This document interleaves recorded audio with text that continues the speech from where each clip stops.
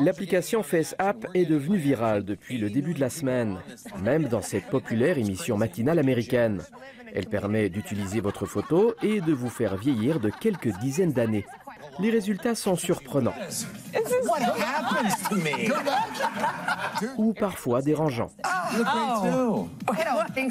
L'application, qui a plus de 80 millions d'utilisateurs à travers le monde, propose depuis 2017 de modifier votre apparence, couleur d'yeux, coupe de cheveux, barbe, tout est possible. Mais depuis 2 jours, l'option de se vieillir, le FaceApp Challenge, fait probablement fureur dans tous les fils d'actualité de vos réseaux sociaux. Que ce soit les célébrités d'ici ou bien d'ailleurs, bien du monde se prête au jeu de l'application qui utilise l'intelligence artificielle. C'est pour aller enrichir les bases de données qui vont servir à entraîner une intelligence artificielle qui va apprendre de nos photos à être de plus en plus précise, justement, pour rajeunir une photo, vieillir une photo, changer, par exemple, l'aspect de quelqu'un.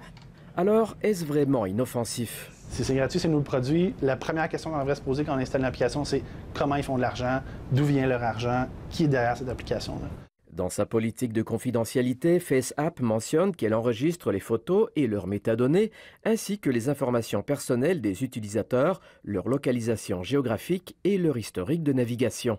On donne à l'application la possibilité de prendre ces photos-là, de les capturer et de les envoyer vers des serveurs qui peuvent être situés dans d'autres pays.